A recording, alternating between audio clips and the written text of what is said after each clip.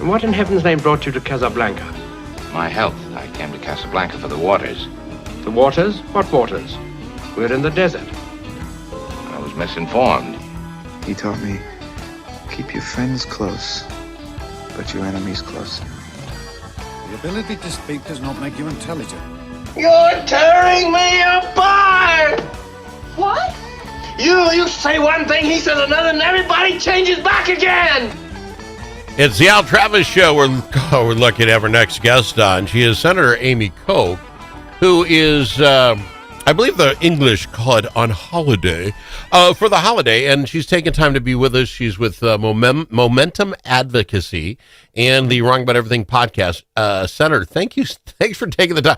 I was actually stunned when I'm like, wait a minute, where are you? And it's like, wow, thank you for doing this for me. Yeah, you bet. I'm happy. I love being on, Al. So, This is going to be, I'm happy you're here for today because some stuff hit me today that I want to talk about. And you're into the massaging of a message kind of business, right? I mean, yes. Well, a little marketing, that sort of thing. Sure. I have an issue that I think Minnesota cannot get past any of its problems if they can't actually say they're a problem. Here's the story that hit me. Via CCO radio, they're talking about Minneapolis police detailing what they know is a string of vandalized Tesla vehicles in the last month, a total of 6. And he says the cases are unique because perpetrators are easily captured on the video because Teslas have this video equipment. The police chief comes out, Mr. O'Hara, says while he can't speculate on the motives in the case, he can say it's a nationwide problem. Senator Koch, you are not in the police business. I grant you that. Neither am I. I would give you one guess, if you could tell me why people are keying Teslas today. Sure, of course. I think we all know why they're keying Teslas, right? It has to do with Elon Musk and his association with the president. Except the Minneapolis police chief. I can't venture into a motive here. If you can't, then you can't solve the problem. You get my point? And we've got a ton of that going on, which I want to talk about. By the way, I was going to think of that. That is a small piece of a much bigger issue in Minnesota. Let's talk about American or Minnesota exceptionalism, where we think we're doing so great in education, and guess what? We're not. That's the truth. I could just go on and on, but okay. Well, and I want to talk some education with you as an example. So Monday, it comes out that, a week ago, we come out, Representative O'Neill, which isn't her real name anymore because she got married. Rarick, thank you. I just knew her from that, and that's how it sticks. Sure. Came out, said, you know what, in Minnesota, you can't make more than the governor without exemptions. But wait a minute. She looked at the University of Minnesota's pay scale. 100 Minnesotans at the University of Minnesota make $300K or more. 2,100 make more than the governor. Who's writing out all those exemptions? Never mind. It's the University of Minnesota. Do what you want to do. Then on Monday, it comes out from the Minnesota State School, the 2-year, 4-year, or what do they call them? The technical colleges. Yes. Yep. The guy from Century comes on and he says, oh, by the way, in 2023, 15% of the people going to my school didn't go to my school. There was ghost students. Ghost students, which is scary, but not because of ghosts. Well, yeah, thank you. Yes, it's a tricky name. It's scary because of fraud. It's scary because of fraud. Okay, so all this is going on, and it comes out yesterday that the Minnesota State Schools looked that they could go up to an 18% increase, or they're going to raise tuitions on their people. Can you write stupid on Minnesotans' foreheads if they can't see? I can get you 15%. Stop letting fake kids go to school. Now we're at it. You know what I'm saying? It seems like the only thing we can't do is ask people to stop stealing from us. Well, okay. So first of all, there's two things there, right? The fraud and abuse of Minnesota taxpayers is stunning, and it is everywhere. So, right. So from ghost students to, the autism centers, these are, companies that came in to solve the autism problem and grabbed a bunch of money from the state because we were trying to put some money towards that. And they found a way. It's like if there is millions and millions of dollars out there, some crook is going to find a way to take it.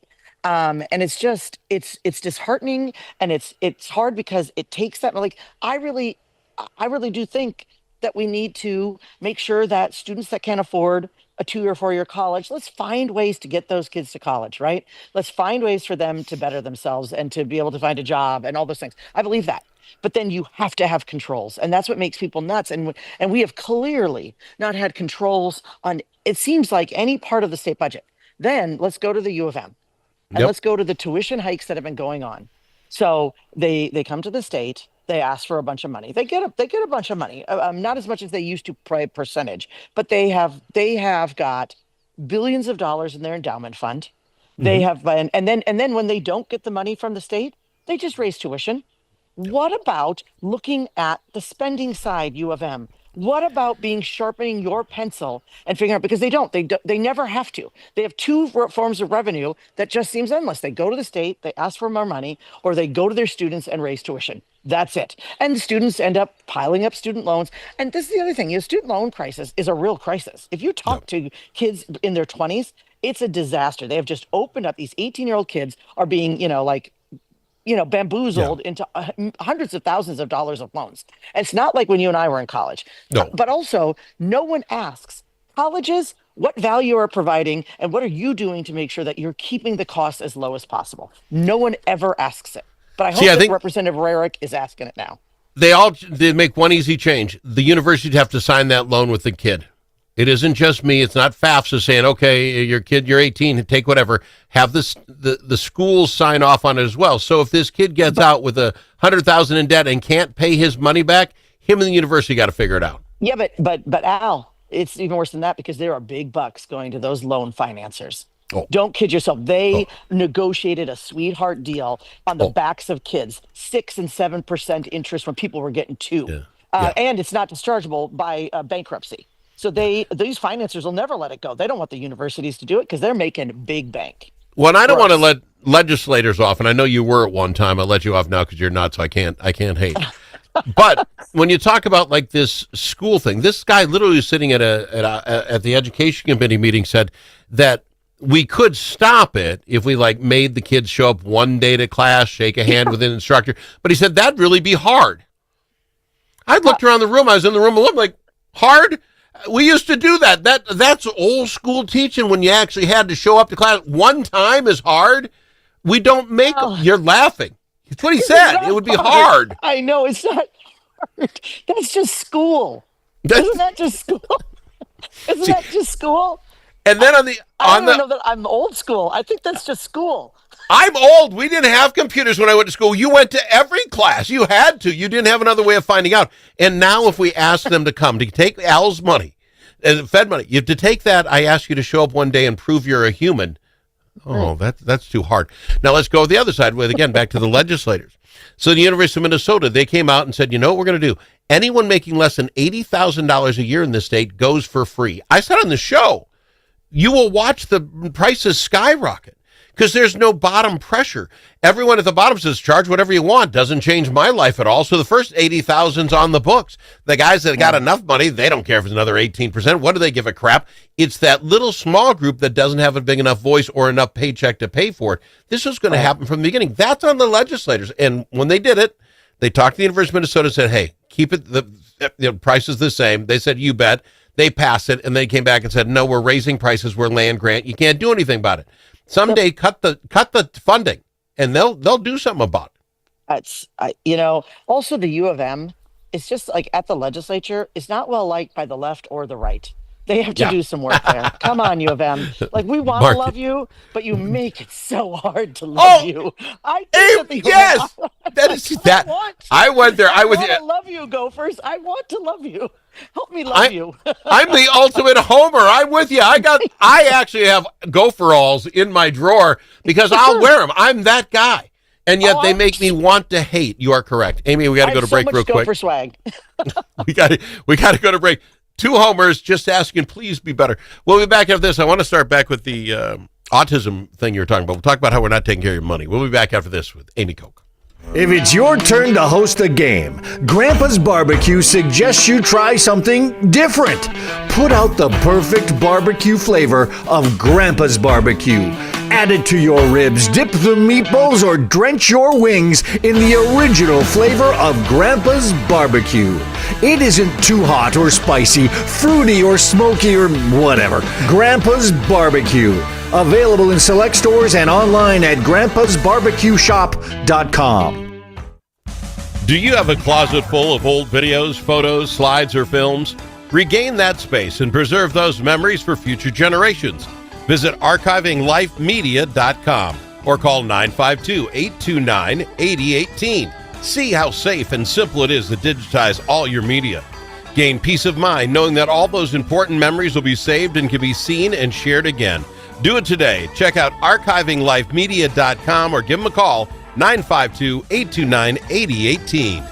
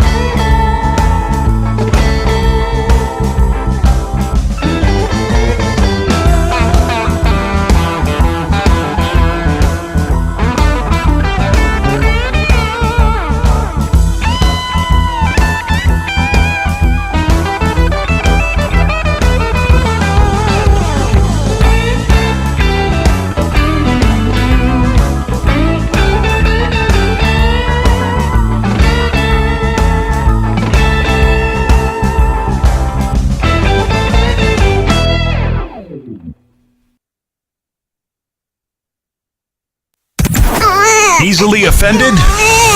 The Al Travis Show is not for you. The Al Travis Show. All sides are welcome. We've got our Amy Koch on the program with us. Love having her be here. She mentioned something, and this is where I'm bringing it up. You mentioned something about the autism awareness thing. There's a problem with autism in Minnesota. Yes, there is. We wanted to throw money at that to fix it, and that's exactly what we did. Autism centers, guess what? Al could set up Al's Autism Center. I don't have a clue. I don't have a license. I don't have anything. I can just set it up. And I go, guess what? Kid, come in. I say, yeah, you still got autism. I'm not sure how to help. We'll babble ourselves through it. And I think to myself, I'm making enough money doing this 1, 2, 10 kids a day. What if I did 1,600? Oh, there'd be some money there. Okay, how do I do that? Remember that name generator we did back in the child care fraud days? Let's use that. And we send it in, and the money just starts pouring out. Only persons it hurts, the taxpayer, and the poor kids that generally have autism that the guy is not helping because he has no clue. So when you say throwing money at it, that's it, Amy. It was pitching money out the back door. Yep. Easiest thing in the world is for a crook is to start up a fake business. Not even a fake business. Set up a business. Go to the Secretary of State, set up. You and I could file our LLC tomorrow. And then, and start just sort of like signing people up. And the accountability from the agencies has been apparently, I don't know, it's zilch. It's abysmal. And and then like I said, it hurts the taxpayers, it hurts Minnesota businesses that keep having taxes go up, and it hurts the kids that actually need help. Now, where will this hurt? Just quick, I know you've got to go. Before you leave, where does this hurt? And what I mean by that is people are going to run. The governor may be running for his spot again. Does this hurt him enough? Does it hurt Ellison enough, who's, chief operating officer here, and we got to be throwing people in jail? And he's in a quandary right now. Who is it going to get hurt if we don't fix this? Or do Minnesotans just not care? Gosh, they should care. They really should care. Again, if you don't care about your money, your taxpayer money, you say just tax me more because I want to help people. You're not helping people. You're helping some crooks. You're not helping. So I would hope, and this has been, this goes back, right? This goes back to the Dayton administration. It goes back. However, there has been just rampant fraud in the last 8 years. And I have to think that the Minnesota voters would ask Governor Walz, what have you done? And, he's coming out and he's doing some proposals now about the BCA. But it's if you're not dealing with how your agencies have been overseeing this spending in all areas, you're not getting at the problem. Yeah, you can prosecute the bad guys, prosecute them. We've got rules for that. But if you're not dealing with how your agencies are getting money out the door, you are missing 90% of the problem. 90%. Okay. And I thank you. You I know you have to go, but I just don't see where enough Minnesotans are getting up in the air about it. I thank you so very much for doing this, like you say, on holidays. How do English people call it holiday? Holiday. Well, yes, I think they do. I think they do. Thank you, Senator Koch. I love you. Thank you for being on. Thanks, Al.